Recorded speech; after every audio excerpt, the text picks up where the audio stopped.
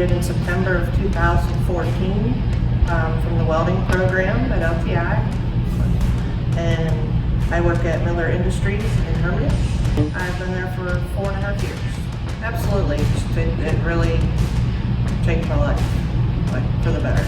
Absolutely, they all, I mean, they were all right on point usually. Usually for the most part. They were really great. They knew what they were talking about. Absolutely, it was, like I said, it changed my life in a lot of ways. I went from being a waitress to making almost $25 an hour. Everything I've learned, I've had to apply into the job I'm working at now.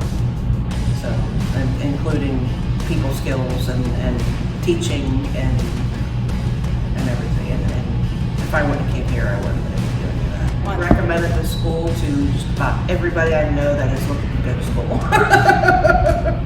Honestly, I have. Stick with it.